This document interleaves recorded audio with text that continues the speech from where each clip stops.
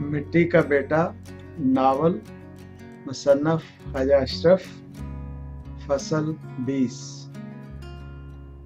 रिजवान और उसकी दोस्तों पर उनके एक साथ रहने की वजह से पड़ने वाला समाजी दबाव कुछ कम हुआ तो उन्होंने दोबारा अपने तालीमी मशागल की तरफ भरपूर तवज्जो देनी शुरू की। अब कॉलेज से आकर वो रोज़ाना दिन भर में अपनी क्लासों में पढ़े मौज़ूआत के बारे में तादेर गुफ्तगू करते हैं, किताबों में दी गई इंफॉर्मेशन को खंगालते हैं, उन पर आपस में तबादला ख्याल करते हैं, उनके बारे मुख्तलिफ सवाल उठाते और फिर उन सवालों के बारे में अपने जवाबों का मुहाकमा करते हैं। इस गुफ्तगू में सुमेरा और उसकी सहेलियों को अंदाज़ा हुआ कि रिजवान की याददाश्त कंप्यूटर की तरह है। वो जो कुछ सुनता है उसका जहन उसे अल्फाज और तस्वीरों की शक्ल में महफूज कर लेता है। फिर उन्होंने देखा कि रिजवान बहुत कम खाता पीता है और मुसलसल कोशिश कर रहा है कि खाने पीने से खुद को बिल्कुल आज़ाद कर ले, क्योंकि उसका ख्याल था कि इंसानी जिस्म को जिंदा रहने के लिए जिन चीज़ों की ज़रूरत होती है वो सब किसी न किसी शक्ल में हवा में मौजूद होती है।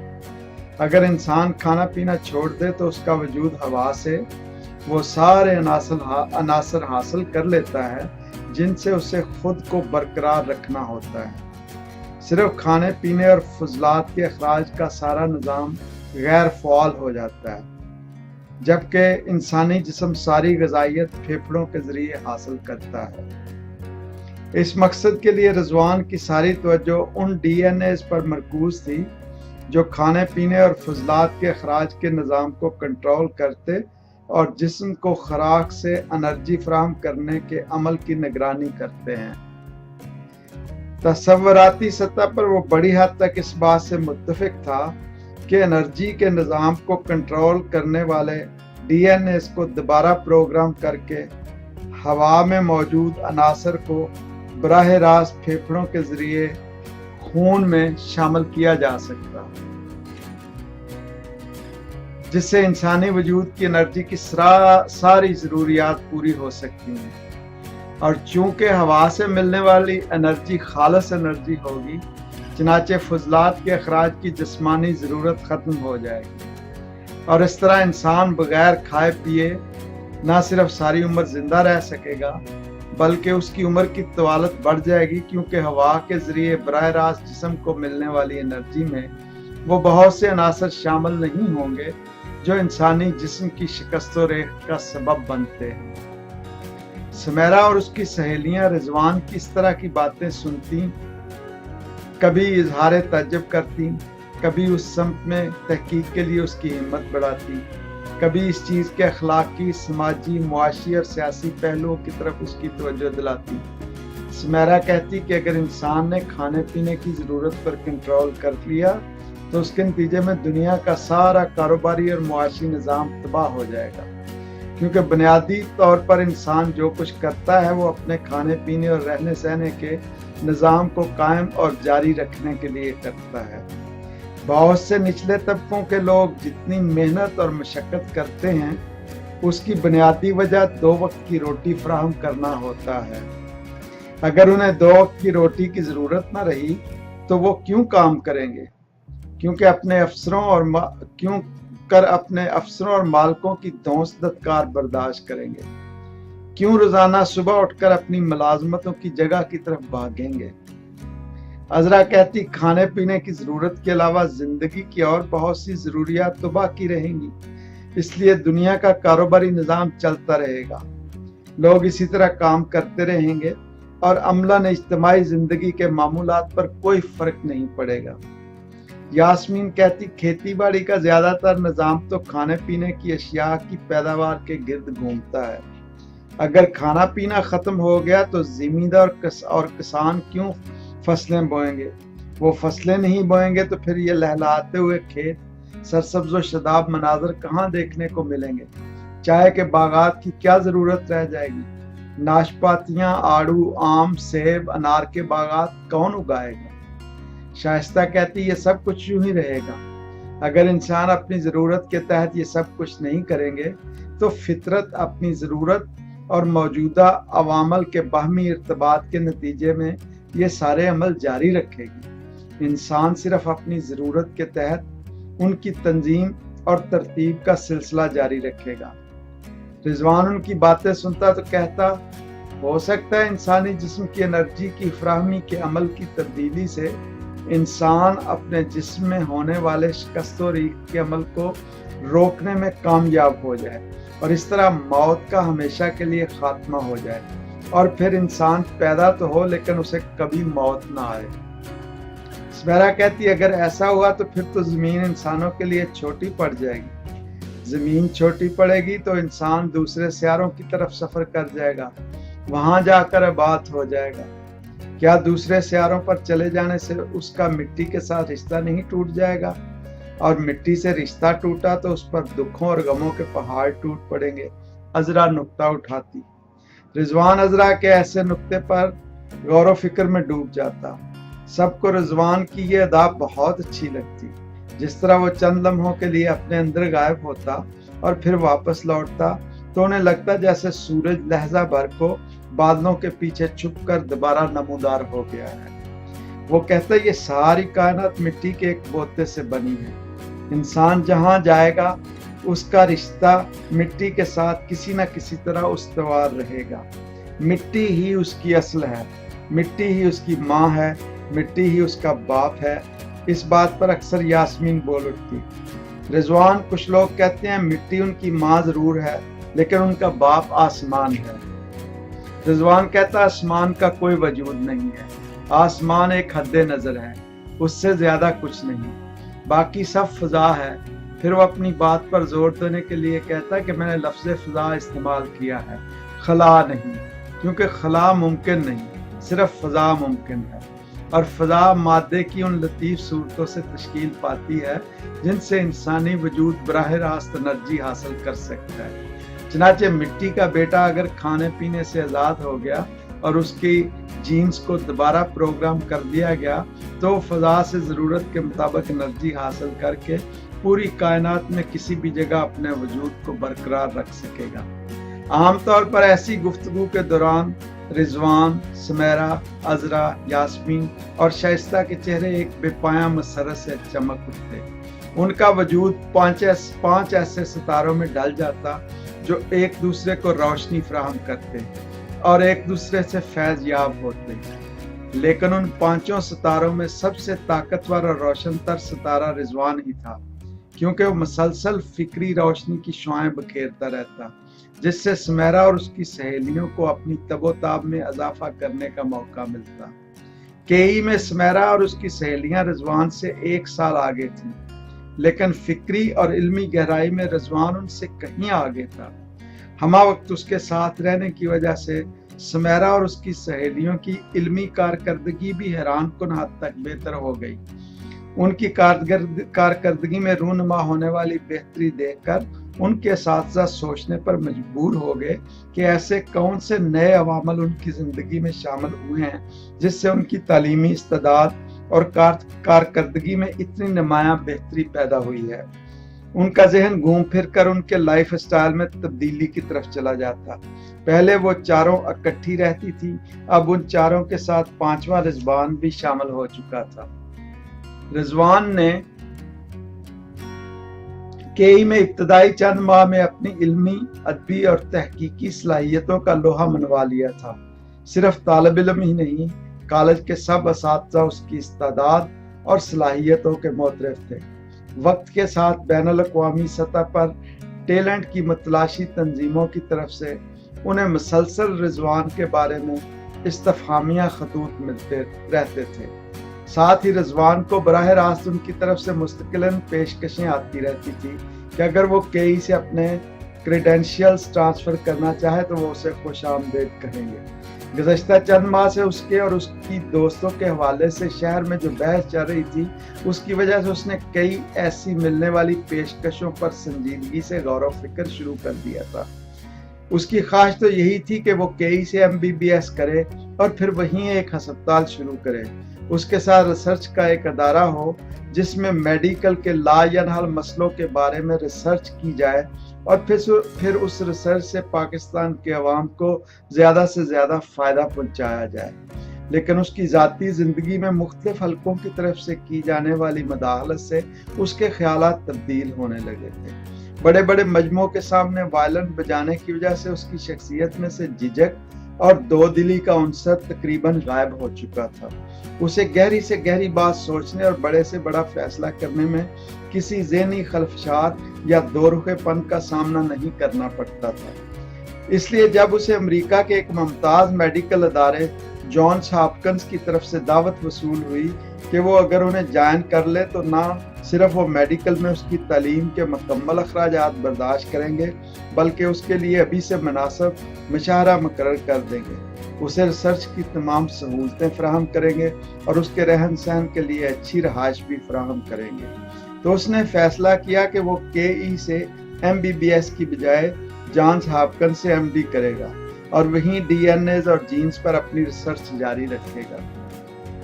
یہ فیصلہ کرنے کے بعد اس نے KE کے رجسٹرار کو درخواست دی کہ جانس ہاپکنس کی طرف سے اس کے کریڈینشیلز کے بارے میں ملنے والی انکوائری کا مثبت جواب دے دیں، کیونکہ اس نے فیصلہ کر لیا ہے کہ وہ Johns Hopkins school of medicine join کرے گا اور باقی کے تعلیمی مراحل وہیں طے کرے گا۔ سمیرا اور اس کی سہیلیوں نے رضوان کے جان ہاپکنس جوائن کرنے کے بارے میں سنا تو ان کے دل بجھ گئے۔ اتنے تھوڑے عرصہ میں رضوان ان کی زندگیوں کا اہم ترین حصہ بن چکا تھا۔ وہ اس سے جدائی کا تصور بھی نہیں کر سکتی تھی۔ انہوں نے سوچا تھا کہ KE سے فارغ ہونے کے بعد وہ ہسپتال کھولیں گے، 7 ریسرچ سینٹر قائم کریں گے اور پانچوں مل کر ایک ساتھ دنیا لوگوں کی خدمت کریں گے اور ساتھ ساتھ رضوان کی رہنمائی میں ریسرچ کا سلسلہ بھی جاری رکھیں گے۔ رضوان کا فیصلہ سن کر چاروں کی آنکھیں بھر آئیں۔ رضوان نے انہیں تسلی دیتے ہوئے کہا کہ 2-4 برس کی جدائی کوئی بڑی بات نہیں، اب بھی ایسے ہی ہوگا۔ اس نے انہیں کہا کہ وہ بہت جلد KE سے MBBS کر کے فارغ ہو جائیں گے۔ ہاؤس جاب مکمل کرتے ہی وہ پلان کے مطابق ہسپتال کھولیں گے اور 7 ریسرچ سینٹر قائم کریں گے۔ وہ جانس ہاپکنس سے فارغ تحصیل ہو کر واپس آئے گا اور ان کے ساتھ شامل ہو جائے گا۔ رضوان کی بات سن کر ان کے چہرے خوشی اور امید سے کھل اٹھے۔ انہوں نے پوری تندہی کے ساتھ رضوان کو USA بھجوانے کی تیاریاں شروع کر دی۔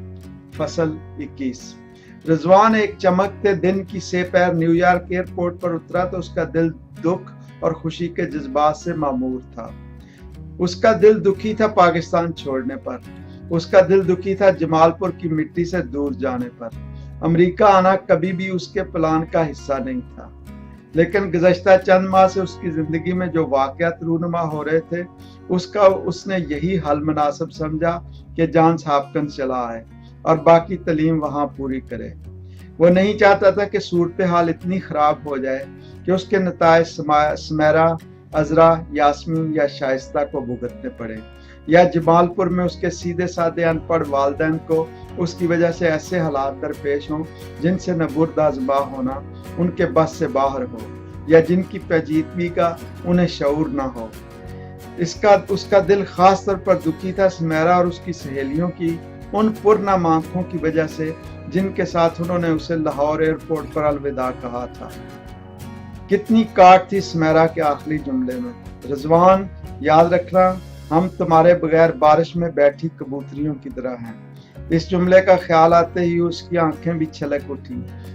پھر اس کی نظر امیگریشن آفیسر کے دیے گئے ایک کارڈ پر پڑی جس پر انگریزی میں لکھا تھا welcome to the United States of America. یہ جملہ پڑھ کر اس کی آنکھوں میں آگ کے شعلوں کی طرح جلتے آنسو موسم بہار کی بارش میں بدل گئے۔ کہاں جمال پور کے ایک کمہار کا بیٹا اور کہاں نیو یارک، واشنگٹن اور بالٹیمور۔ اس نے اپنے ہاتھ میں لپٹی ہوئی گدے والی تصویر کو اور مضبوطی سے تھام لیا۔ اگلے چند دنوں میں ایڈمیشن، آفس اور ہاؤسنگ کی کارروائی کے بعد اس نے فیکلٹی ایریا میں ملنے والی فرنشڈ ریزیڈنس میں لیونگ روم کی دیوار پر گدے والی تصویر اس طرح آویزاں کی کہ گھر میں آنے والے ہر فرد کی نظر سب سے پہلے اس پر پڑتی۔ اتفاق سے جن دنوں وہ بالٹیمور میں وارد ہوا، USA کی مشرقی کوسٹ پر موسم خزاں کا ورود ہو چکا تھا۔ اس کے گھر کی کسی بھی کھڑکی खुलने पर हर तरफ दरख्तों के सुर्ख और जर्द पत्तों का मंजर इतना खूबसूरत था कि दोपहरों वो पहरों कभी एक खिड़की कभी दूसरी खिड़की खोलकर फाल कलर से लुत्फानंदोज होता और उसका जीना भरता। वो अक्सर सोचता जिस मुल्क में खज़ां का मौसम इतना खूबसूरत है वहाँ बहार का आलम क्या होगा। लेकिन चंद ही दिनों बाद जब वो अपनी तालीमी सरगर्मियों में मसरूफ हुआ, न उसे खज़ां याद रही न बहार। इन मसरूफियात का सबसे बड़ा फ़ायदा उसे ये हुआ कि वो बहुत जल्द पाकिस्तान के माहौल को बुलाकर अमरीकी माहौल में एडजस्ट हो गया। वैसे भी उसमें नए माहौल में एडजस्ट होने की सलाहियत बदर्जा उत्तम मौजूद थी। शुरू में उसे साथी तालिब इल्म और असातिज़ा के अंग्रेजी के लहजे से कुछ उलझन हुई, लेकिन चंद हफ्तों में उसने अमरीकी अंग्रेजी के सौती उतार चढ़ाव पर इस तरह अबूर हासिल किया जैसे अमरीका में पैदा हुआ हो और अमरीका ही में उसकी सारी तालीम हुई हो। जब उसकी ज़बान साफ हुई तो उसके साथी तालिब इल्मों और असातिज़ा ने उसकी बेपनाह ज़हनी इस्तेदाद और इंसानी जिस्म और इंसानी बीमारियों के बारे में गैर रवायती नुक्ता नज़र में खासी दिलचस्पी का इजहार किया। जॉन्स हॉपकिंस में तालिब इल्मों की तादाद केई की निस्बत बहुत कम थी, लेकिन फैकल्टी में असातिज़ा और रिसर्चर्स की तादाद कहीं ज़्यादा थी। रिजवान ने बहुत जल्द बहुत से फैकल्टी मेंबरान और रिसर्च स्कॉलर से दोस्ती कर ली। फैकल्टी एरियाज में रहायश मिलने की वजह से फैकल्टी के बहुत से मेंबरान के साथ किसी न किसी तरह उसका सामना हो जाता और चंद मुलाकातों के बाद दोस्ती हो जाती। इस तरह चंद माह में रिजवान ने जॉन्स हॉपकिंस में अपना एक हल्का पैदा कर लिया। इस हल्के में मजीद फैलाव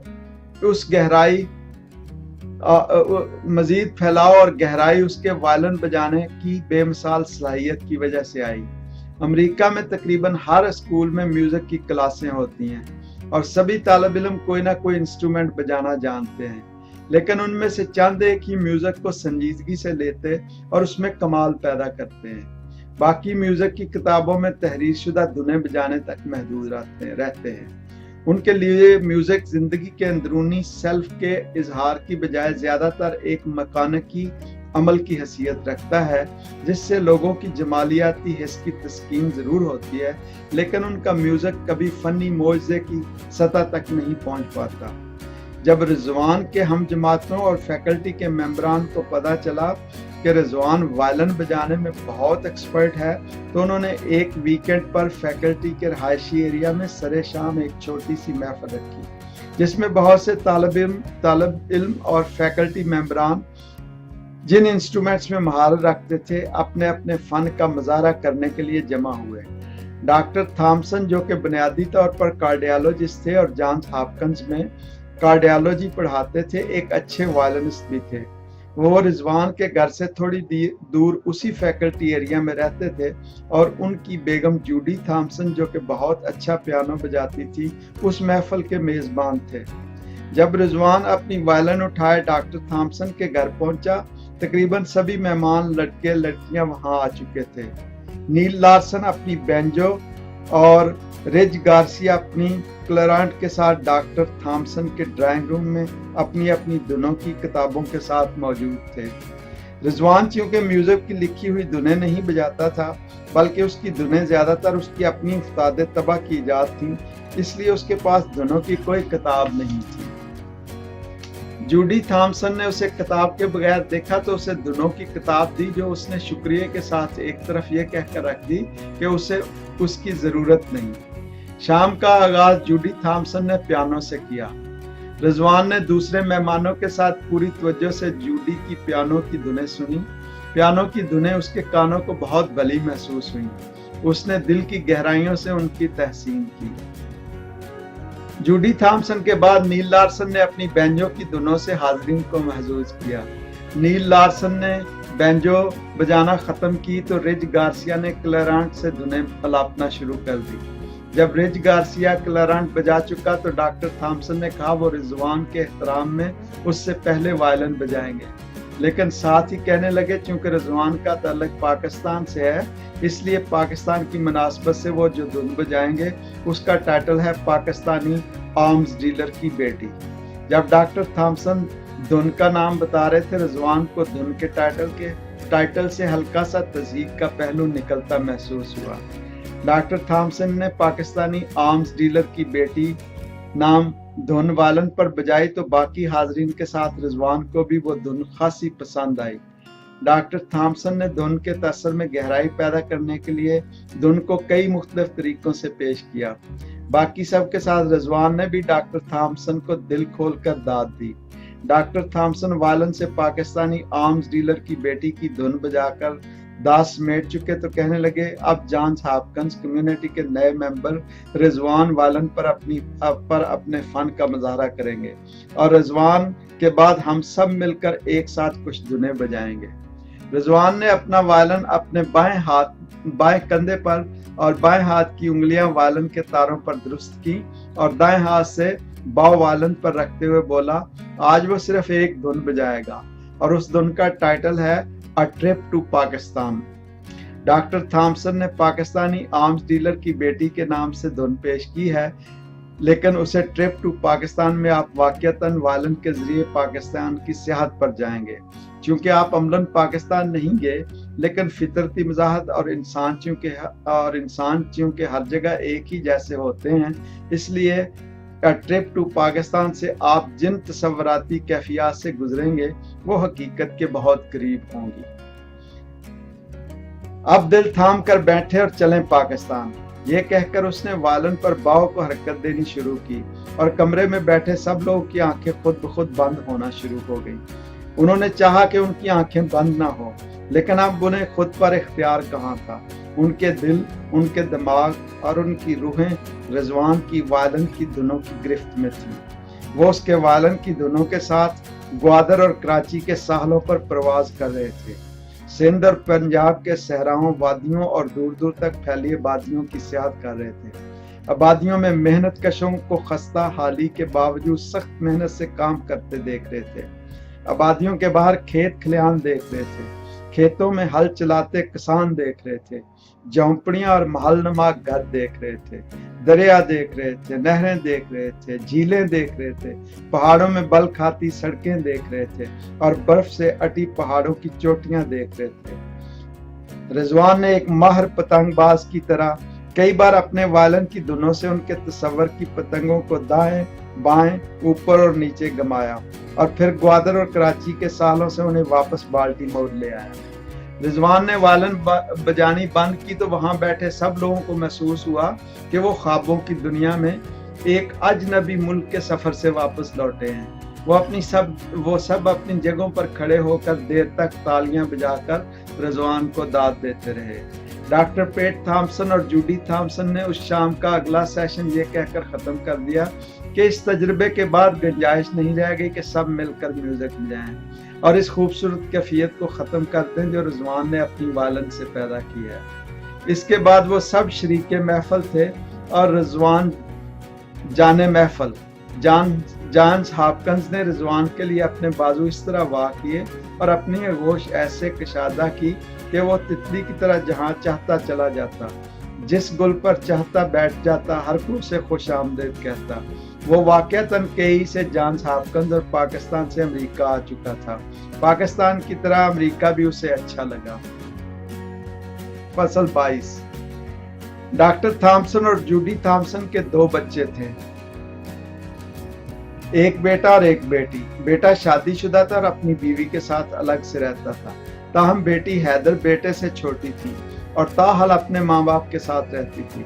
जिस शाम डॉक्टर और मिसेस थॉमसन ने अपने घर मौसीकी का छोटा सा प्रोग्राम किया, वो अपने साइकिल पर सवार दोस्तों के साथ बाल्टीमोर से न्यूयॉर्क और फिर न्यूयॉर्क से वापस बाल्टीमोर की साइकिल रेस पर थी।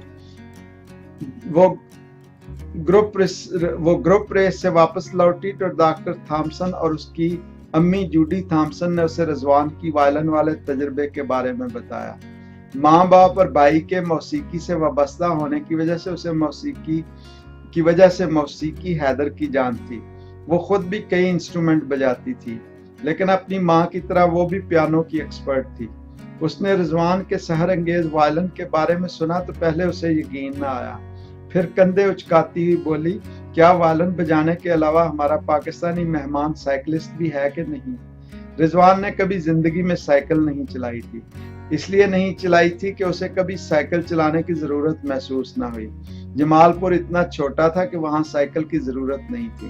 گورنمنٹ کالج اور کے ای میں اس کا ہاسٹل میں قیام رہا۔ ہاسٹل میں اپنے کمرے سے نکلتا تو کلاس روم میں ہوتا اور کلاس روم سے نکلتا تو اپنے کمرے میں، چنانچہ سائیکل چلاتا تو کیوں اور کس وقت۔ حیدر باقاعدہ بالٹیمور ینگ سائیکلسٹ کلب کی ممبر تھی۔ اسے سائیکل چلانے سے عشق تھا۔ وہ اکثر ہفتوں کے لیے سائیکلنگ کی طویل ریسوں پر چلی جاتی۔ واپس لوٹتی تو اس کا چمکتا سفید چہرہ ماند ہوتا دکھائی دیتا، لیکن بدن کے خطوط اور نمایاں ہو جاتے، ہپ اور ٹانگوں کے خطوط میں اور دلکشی پیدا ہو جاتی، اور اپنے چمکتے بلانڈ بالوں کی تو کبھی اس نے فکر نہیں کی تھی۔ وہ ہمیشہ آزادی سے اس کے شانوں پر لہراتے رہتے۔ اپنی ماں اور باپ سے رضوان کے وائلن بجانے کے واقعہ کا سن کر اس نے سائیکل سنبھالی اور سیدھی رضوان کے گھر جا پہنچی۔ دروازے کی گھنٹی بجا کر سائیکل تھامے دروازہ کھلنے کی منتظر کھڑی رہی۔ رضوان نے دروازہ کھولا اور استفہامیہ انداز میں حیدر کی طرف دیکھتے ہوئے بولا، فرمائیے، کیا تم رضوان ہو؟ ہاں میں رضوان ہوں۔ تو ہٹو، مجھے اندر آنے دو۔ لیکن محترمہ تم ہو کون؟ میں حیدر ہوں، ڈاکٹر تھامسن کی بیٹی۔ تمہارے وائلن بجانے کے بارے میں سنا تو تم سے ملنے چلے آئی۔ رضوان نے ڈاکٹر تھامسن کا نام سنا تو حیدر کے لیے دروازہ کھول دیا۔ حیدر سائیکل باہر ہی کھڑی کر کے دروازے کے اندر داخل ہوئی تو اس کی نظر دیوار پر لگی رضوان کی گدھے کے ساتھ کھینچی تصویر پر پڑی۔ وہ چند لمحوں کے لیے رک کر محویت کے ساتھ اس تصویر کو دیکھتی رہی۔ وہ تصویر دیکھ رہی تھی اور رضوان اسے دیکھ رہا تھا۔ اسے لگا حیدر کے خد و خال اس کے دل میں اترتے جا رہے ہیں۔ اس کا چمکتا خوبصورت چہرے پر چمکتی زندگی سے بھرپور دو روشن آنکھوں سے نیچے ہلکی گلابی لیے تھوڑی سی اوپر اٹھتی ہوئی ناک، اسے سب بہت اچھا لگا۔ اس کا جی چاہا کہ حیدر گدھے کے ساتھ اس کی تصویر دیکھتی رہے اور وہ اسے دیکھتا رہے۔ چند ثانیوں بعد حیدر نے تصویر سے نظریں ہٹاتے ہوئے کہا کہ اس تصویر میں ایک عجیب سی کشش ہے۔ نوجوان لڑکے اور گدھے کے تاثرات اور دونوں کا دور تک دیکھنے کا انداز اور گدھے کی گردن کا خم سب کچھ اتنا عجیب ہے کہ یہ تصویر گیلری میں رکھے جانے کے قابل ہے۔ کس نے بنائی تھی یہ تصویر؟ یہ تصویر کسی اخبار کے رپورٹر نے بنائی تھی۔ میں نے بورڈ کے میٹرک کے امتحان میں فرسٹ آیا تھا، اس نے اپنے اخبار کے لیے یہ تصویر کھینچی تھی۔ بورڈ اور امتحان؟ حیدر نے استفہامیہ انداز میں رضوان کی طرف دیکھا۔ پاکستان کی طرح کا امریکی تعلیمی نظام میں بورڈ کے امتحان کا کوئی تصور موجود نہیں تھا۔ یہ ایسے ہی ہے جیسے میری لینڈ اسٹیٹ کا ایک تعلیمی بورڈ ہو جو کہ میری لینڈ کے تمام اسکولوں کے تمام طالب علموں کا مشترکہ امتحان لے اور اس میں ایک طالب علم سب سے زیادہ مارکس حاصل کرے۔ رضوان کی وضاحت سن کر حیدر کھلکھلا کر ہنس پڑی اور پھر بولی، جو بھی موقع تھا، جس نے بھی یہ تصویر بنائی تھی، اس نے وقت کے کسی ایسے لمحے کو اپنے کیمرے میں اس وقت گرفت میں لیا تھا جب ہر چیز پرفیکٹ حالت میں تھی۔ ہاں، پاکستانی کبھی کبھی ایسا کمال کرتے ہیں۔ اور پھر ہنستے ہوئے بولا، محترمہ کیا آپ بیٹھیں گی اور کچھ پیئیں گی یا یوں ہی تصویر کی تعریف کرتی رہیں گی؟ ہاں کیوں نہیں، کیا تمہارے ریفریجریٹر میں بیئر ہے؟ حیدر نے استفسار کیا۔ بی بی یہاں بیئر کہاں، ہم چائے پینے والے لوگ ہیں، اگر چائے پینا پسند کریں تو حاضر ہے۔ ٹھیک ہے، اگر آئس ٹی ہو تو چلے گی، حیدر نے جواب دیا۔ آئس ٹی کے کین وافر تعداد میں اس کے ریفریجریٹر میں رکھے تھے۔ اس نے آئس ٹی کا ایک کین حیدر کو دیا اور دوسرا خود کھول کر چسکیاں لینے لگا۔ حیدر نے رضوان کو بغیر اسٹرا کے کین سے آئس ٹی پیتے ہوئے دیکھا تو وہ بھی اسٹرا ایک طرف پھینک کر ویسے ہی کین سے منہ لگا کر آئس ٹی پینے لگی۔ حیدر کے آئس ٹی پینے میں ایک سادگی اور والہانہ پن تھا جو رضوان کو بہت اچھا لگا۔ عام امریکی کتنے اچھے ہیں، اس نے سوچا، لیکن امریکی حکومت کی پالیسیاں کس طرح ان کے بارے میں پوری دنیا میں بدگمانیاں پیدا کرتی ہیں۔ کب آئے تھے پاکستان؟ حیدر نے چہرے پر ہلکی سی مسکراہٹ سجاتے ہوئے رضوان سے پوچھا۔ چند ہفتے قبل پہنچا تھا۔ تمہارے والدین کے ساتھ موسیقی کی شام عام امریکیوں کے ساتھ میرا پہلا سماجی تجربہ تھا، ورنہ اس سے پہلے تو میں جانس ہاپکنز میں مصروف رہا۔ کیسا رہا یہ تجربہ؟ حیدر نے اس کی بات ختم ہونے سے پہلے دوسرا سوال داغ دیا۔ बहुत अच्छा।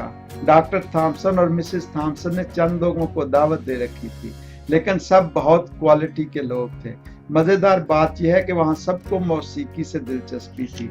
वहाँ मौजूद हर शख्स कोई ना कोई इंस्ट्रूमेंट बजाना जानता था। क्या पाकिस्तान में लोगों को मौसीकी से दिलचस्पी नहीं है? सुनने की हद तक, लेकिन मौसीकी सीखने का शौक इतना आम नहीं। ऐसा क्यों है? शायद इसलिए कि पाकिस्तानी इस्लामी वैल्यूज को ज्यादा अहमियत देते हैं और इस्लाम में मौसीकी को कोई खास मकाम हासिल नहीं। लेकिन ईसाईयत में तो ऐसा नहीं है।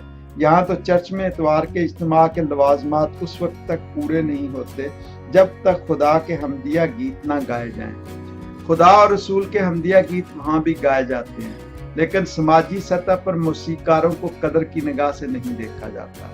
रिजवान और हैदर के दरमियान मौसीकी पर तबादला ख्याल चल रहा था। रिजवान को महसूस हुआ कि सिर्फ वही हैदर में दिलचस्पी नहीं ले रहा, वो भी उसमें इतनी ही दिलचस्पी ले रही है। वो जब से आई थी उसकी नजरें मुसलसल रिजवान का ताक़ब कर रही थी। वो उसके चेहरे के तासरात, आंखों में उभरते जज्बात, बात करते हुए उसके हाथों की हरकतों सकनात को पूरी तवज्जो से देख रही थी। उसे रिजवान की गधे वाली तस्वीर में जो कशिश महसूस हुई थी, उससे ज्यादा कशिश उसे रिजवान की शख्सियत में महसूस हुई। एक अजीब अनोखा बांकपन था उसकी शख्सियत में। हैदर को लगा जैसे पूरी नेचर रिजवान की शख्सियत में मुजस्सम हो गई हो। उस पर उसके बात करने का अंदाज और नवा नकोर अमरीकी लहजा जो उसके पाकिस्तानी लहजे से आजाद होने की कोशिश कर रहा था। हैदर ने सोचा रिजवान से दोस्ती हो सकती है, उसके साथ वक्त गुजारा जा सकता है। क्या तुम मेरे लिए वायलिन नहीं बजाओगे? हैदर ने मुल्तजियाना अंदाज में रिजवान से दरखास्त की। नहीं हैदर, मैं तुम्हारे सामने वायलिन नहीं बजा पाऊंगा। उम्मीद है तुम मुझे माफ कर दोगी। हैदर के सामने वायलिन बजाने से इनकार रिजवान के लिए भी हैरान कुन था। वो चंद लम्हों तक हैरत की तस्वीर बना उसे देखता रहा। हैदर के लिए भी रिजवान का वायलिन बजाने से इनकार हैरान कुन अमल था। आखिर उसने उसके सामने वायलिन बजाने से इनकार क्यों किया है? रिजवान ने हैदर की आंखों में हैरत के बादल तैरते देखे तो कहने लगा, हैदर, बात यह है कि मैं जब वायलिन बजाता हूँ तो मेरा रिश्ता बराह रास्त फितरत के साथ जुड़ जाता है और बाकी हर चीज से मुनक़ता हो जाता हूँ। तुम्हारे होते हुए मुझे लगता है मैं ऐसा नहीं कर पाऊंगा। मुझे वायलिन बजाने के लिए अपने इर्द गिर्द से जिस इनक़ता की जरूरत है वो तुम्हारी मौजूदगी में मुमकिन नहीं। रिजवान के जवाब की बेसाख्तगी ने हैदर पर सहर तारी कर दिया। उसने आगे बढ़कर उसका मुंह चूम लिया। रिजवान के लिए हैदर की ये हरकत हैरतनाक थी, लेकिन उसने किसी रद्द-ए-अमल का मुजाहरा नहीं किया, बस मुस्कुराते हुए उसे देखता रहा। हैदर का उसे इस तरह देखना अच्छा लगा। फिर वो उससे इजाजत चाहते हुए बोली, क्या वो उससे मिलने और उसके साथ वक्त गुजारने उसके घर वापस आ सकती है? किसी भी वक्त, जब भी तुम चाहो, वक्त की कोई कैद नहीं। रिजवान ने अपनायत से जवाब दिया। हैदर ने अपना हेलमेट उठाकर सर पर रखा और शब बखैर कहकर दरवाजे से बाहर चली गई। इसके साथ ही इजाजत। आइंदा किस्त के साथ फिर हाजिर होऊंगा। खुदा हाफिज।